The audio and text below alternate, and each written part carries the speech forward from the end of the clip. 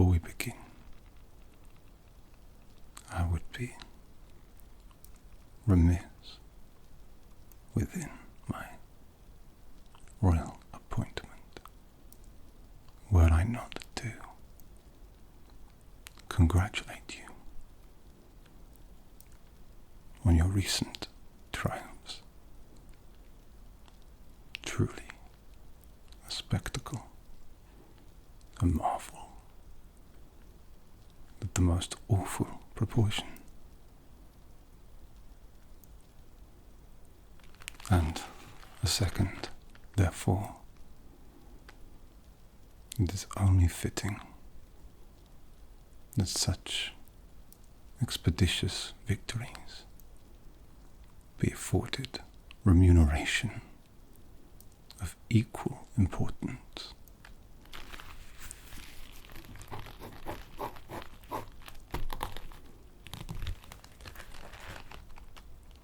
That is why the crown, in all its generosity and wisdom, has seen fit to grant you a fiefdom.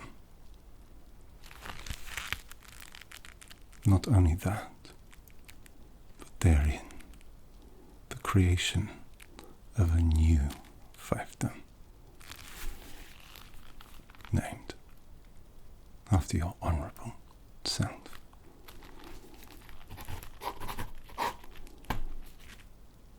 And that is where, in tertiary, the great honour falls upon me, Harold, your loyal servant, chief of vexillology, heraldry, and genealogy for the royal house. I prefer to see myself as more of a gardener, to be honest with you. But one of my many intricate and honourable duties is to speak with lords such as yourself, to establish your line, to create in the first instance your coat of arms, so long that you may wear your name. For victories such as yours are immortalized in our great country's history. And it is only fair that your name, too, be kept in perpetuity. Your name and line, blood and oath, will be honoured for all history. And so, humbly I ask that you allow me to work with you to create your heraldry, a symbol of your success and testament to your immortality.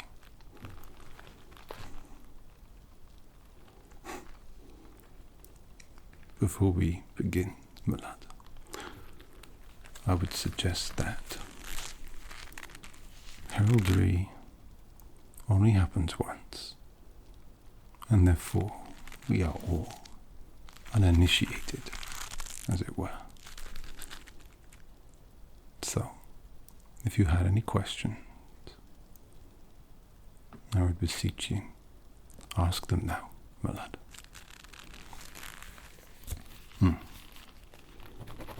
Fair points. Matters of the fiefdom itself, the management therein, and inheritance will be handled by the ombudsman and the court itself. My role is to simply create that which will help others recognize they are in your domain and within your presence,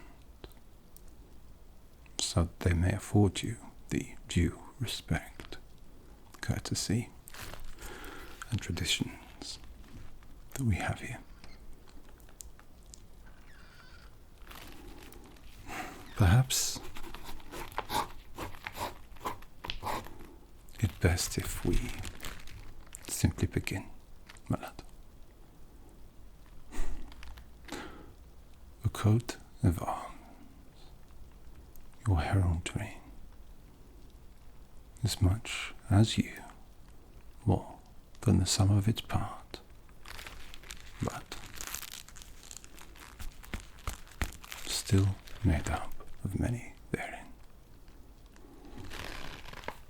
I have some example work here that I use to help initiates understand the different components of the coat of arms, what they mean, what they could be, and how they could relate to you. May I show you? Fair warning though, my lad. This par exemplum was designed some time ago, and I swear that my hand, deftness, and interpretation is improved.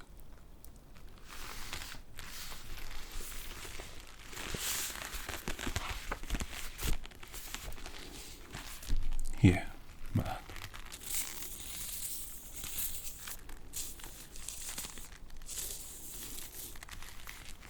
A coat of arms.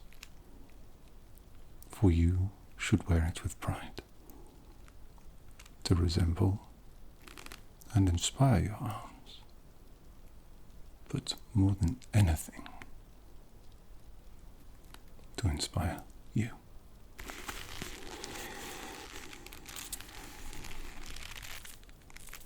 As I said, many parts. If we begin at the top and work our way to the bottom, if that is all right with you, my lord. Thank you. At the very top, in this example of duality, is the crest that sits atop the mantling and the wreath. It could be a crown, it could be a hat, or it could be a person, but here it sits upon the helm. The helm could be an armament of significance to you, or simply a hat again. And who would not want a hat upon a hat? The helm and the crest are nestled in the mantling, a cushion of filigrees designed to elaborate and excite the viewer, but also to pay homage to whom it represents. In this example, we have scrolls and feathers on one side, and a graphic indication of fabric on the other. Now, before we get to the most important part, we must examine the supporters. Shown here is a horse for the equest, and a beast, perhaps a dragon.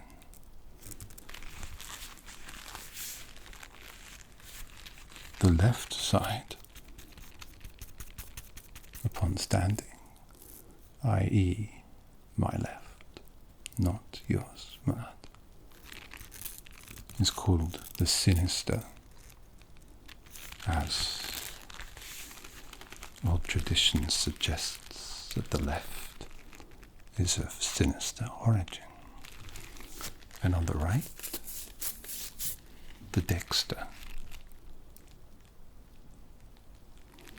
Typically in designs you'll see that both sides are either the same, if not symmetrical, very rarely odd, such as this.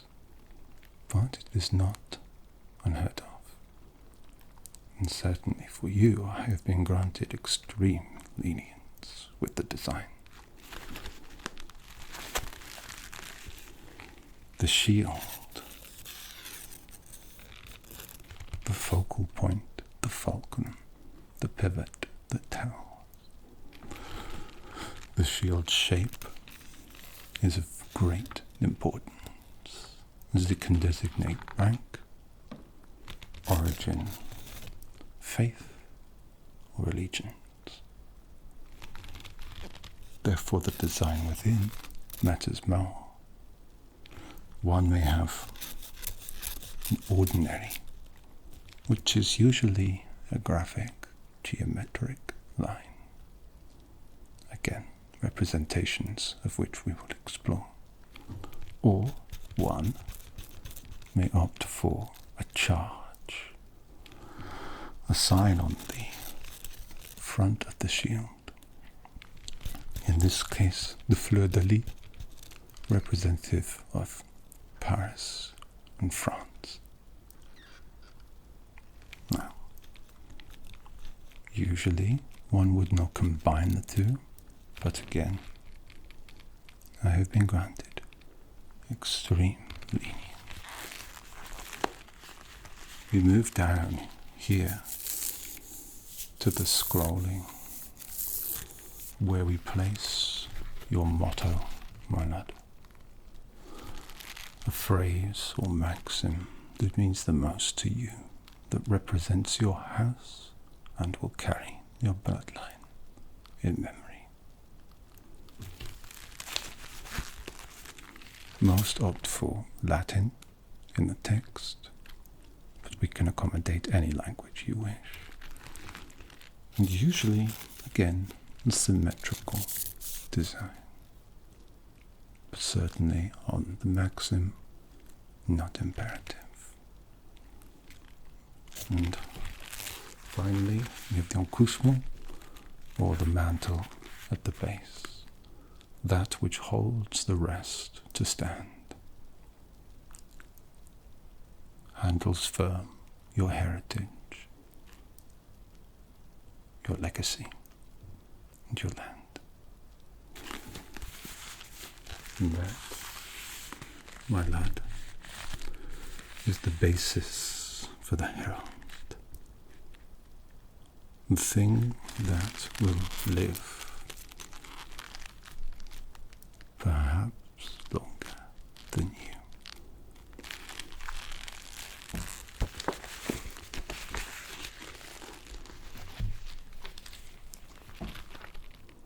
Any initial thought, my lad?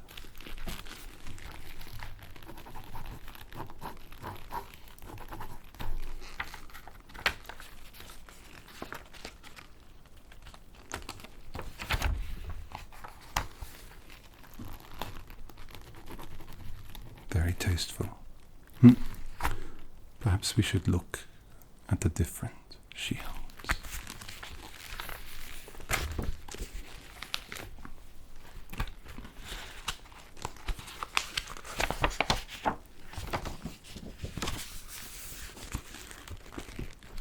If you were to choose a charge, my lad, I would ask it be something personal to you. National objects are fine, but nations change. You do not.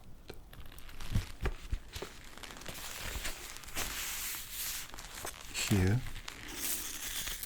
we have a selection of ordinaries.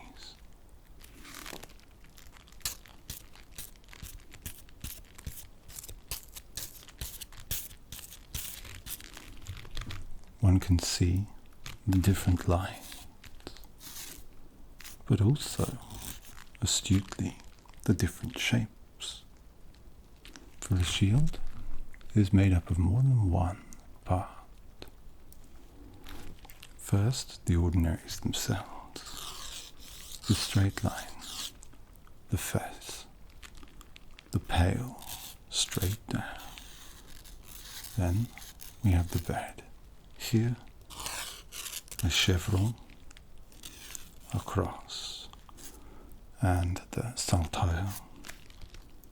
At the very top, we have the chief, like oneself, a bordure, and finally the pile, a dagger straight down. One may choose any one of these, all combined therein. Each would allow for different designs based on the symmetry or the separation, and if you wished, there could be a charge placed also. But I would ask as well that you examine the shape of the shield. Most important. Here we have the standard heater with very little deviation. Here we have a rounded heater with a concave top. And here we have an angular base with a convex top. These are embroiderments or embroiderments at the top. You can have as many of those as you want, and again, a spherically rounded base. Interesting design in the center. The base is of French origin, and the top is scribed so that it appears as a book. This is lobed, and one may have 3, 2, 4 or more. And at the top we have the scrolled ends, which can link to this design, which I'll mention in a moment. At the bottom we have a neutered or narrator end with a nicked flat top. And here, one that you might recognize, a rounded Norman pear shield. Finally, as an option, we have a Gothic or Dutch design. This is popular among Teutonic groupings or peoples. One can also combine this with the scribed or scrolled ends to create a more mainland European or Gothic feel. These are the primary options, my lad. I would not ask that you choose one indefinitely to begin with, but I would ask you to tell me your preferences therein. Please examine them while I write.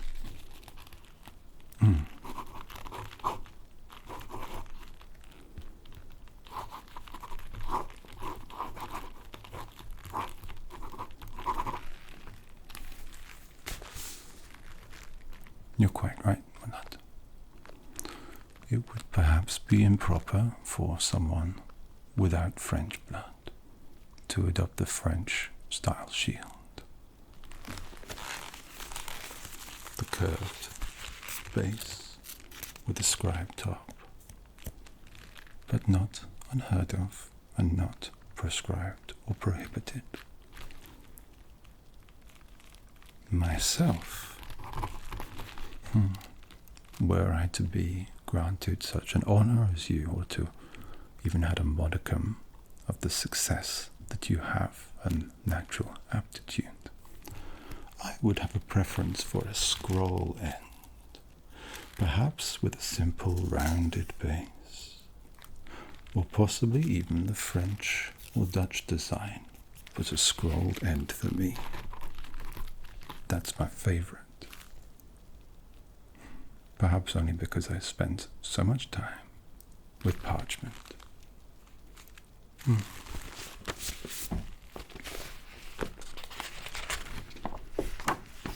speaking of, another important consideration is the scrolling for your maxim or your motto. Do you have a maxim already, my lad? Let's see.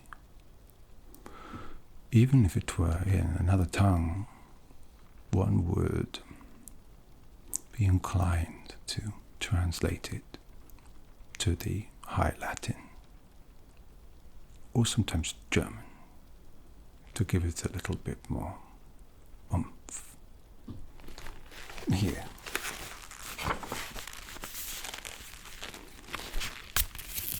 These are some example scrolls with entirely fabricated maxims and mottos to show how they might work in different tongues. Maximo id motto familia edicrum da sats momentum. Ne'er forget yourself. Evold errant. And then, I can't even read that one. But the script itself can be completely customized. Typically, we'll go with Roman serif geometric fonts.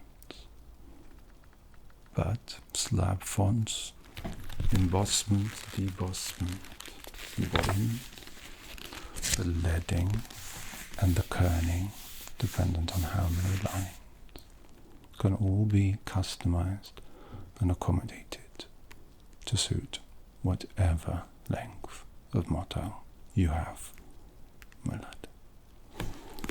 The scroll can also be changed over time.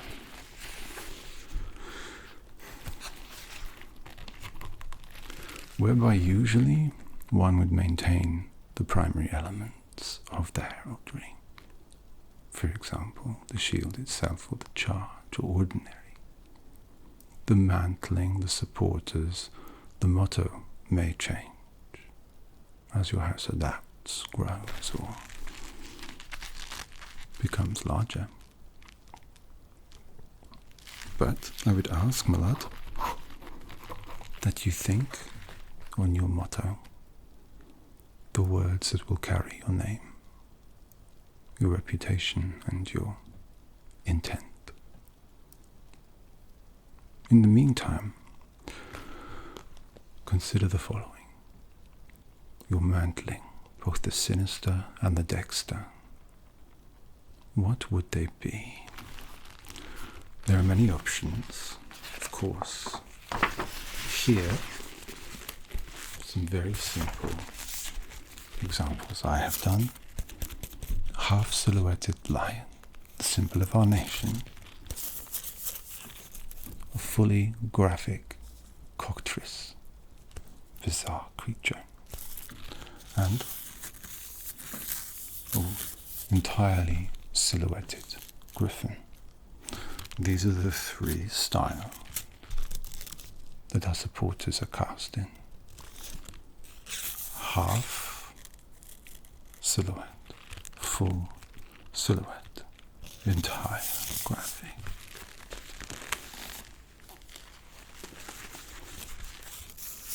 Half silhouette, full silhouette, entire graphic.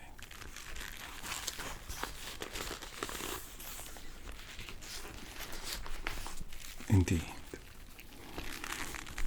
most opt for the half silhouette, so that some detail may be retained, but the impression it casts is strong, formed, deliberate. Those who favor the full silhouette find that it can be easily replicated for heraldry, for livery, whatever you wish. Whereas for those of the upper echelon a fully detailed creature on both the sinister and the dexter are in high demand. I would also ask, my lad, would you prefer them to be symmetrical kin, i.e. two of the same creatures entirely mirrored, or kin, two of the same creatures but different? Perhaps one looks the other way, the other looks toward it. Or differing kin, and then mono or di.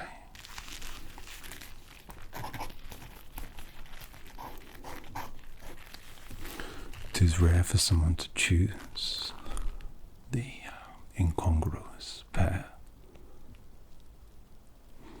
They say that they should be the same to represent unity and continuation of a line.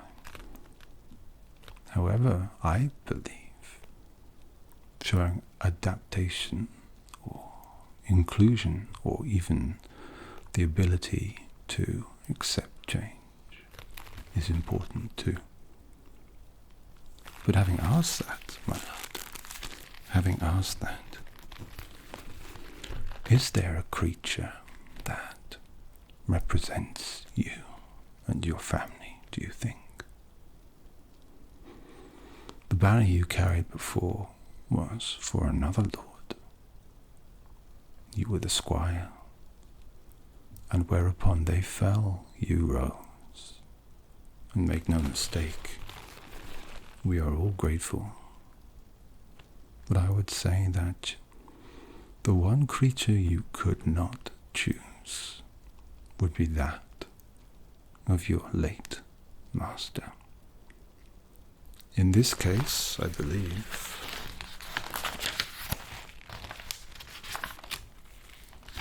I thought as much.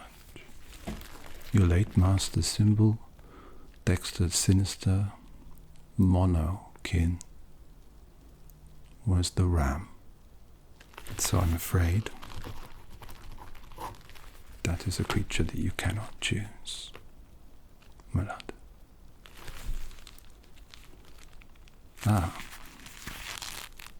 Now that is different. The lion, the symbol of this nation, is absolutely a creature that you can choose. It would show your devotion and your loyalty to the crown.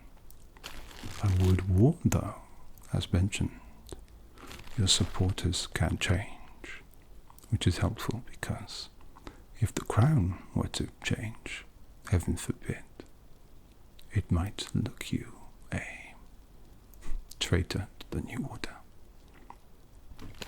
That said, of course, the lion has long been the symbol of our nation. It represents bravery, courage, and the spirit of protection. The unicorn is the creature of those from the north. The unicorn represents wisdom and purity of spirit. The dragon from our wayward friends to the west. The dragon represents courage, of course, but a cunningness and a proclivity to protect treasure. Any of these creatures, alone together, would make a fine supporter for your cause, my lad. But might I suggest some other animals as well? Dogs represent loyalty, faithfulness, and reliability. Stags, wisdom, and a long, long life. The soaring eagle, prowess, nobility. Even the humble hare represents speed, comparable to your campaign's success so very recently. Badger endurance, doggedness, and core strength and stability. Or perhaps more fantastical creatures. The griffin, watchfulness, courage. The cockatrice, as shown, protection. Or perhaps even the manticore, the beast of man-eating strength. All of these animals would be fine fits for you, my lord.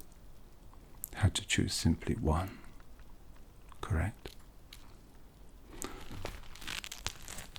I would also add, it is not entirely unheard of for a lord to choose a human as the supporter, much in the way that the crest or even the wreath or helm can be made of people.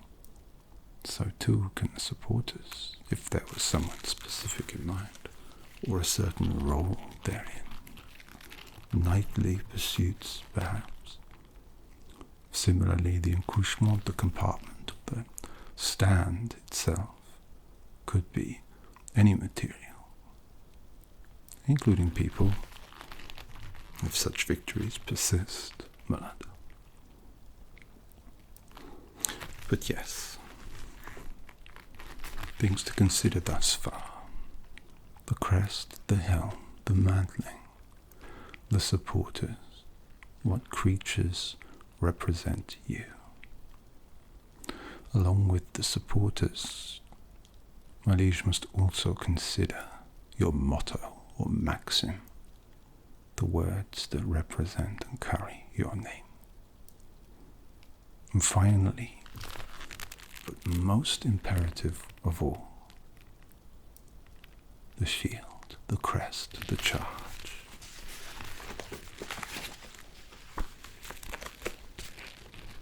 I will go through them again, my lad, but I would ask that you rest on this.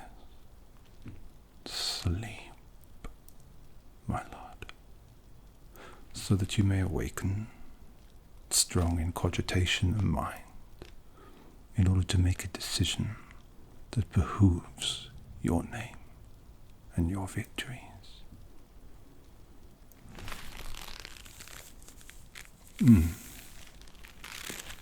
It is a funny thing. Oft do I find myself telling lords to sleep. It is a good thing that I am trustworthy and as loyal as all. And through my diligent service, one day I wish to be afforded the same boon as you, though I cannot compare my humble exercise to your outstanding victories. So, with your successes in mind, my lord, the crest and the helm,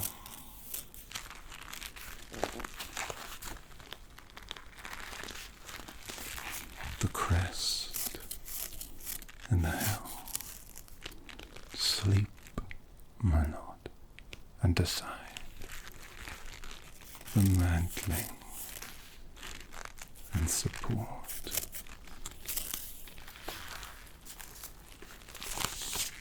the mantling and support, the base and the motto, the base and the motto, the crest, the shield, and the charge, my lord. The crest, the shield, and the charge, my lord. These are what I would ask you to consider humbly, my lord. And whereupon we meet once again, we will commission the piece and your flag will be flown for all your days and beyond. Your greatness shown for all to see. From now unto perpetuity. Thank you for your gracious time today, my lord. I have a lot to consider, and so do you. So please, rest now, here if you may. For tomorrow, as all before, will be yours.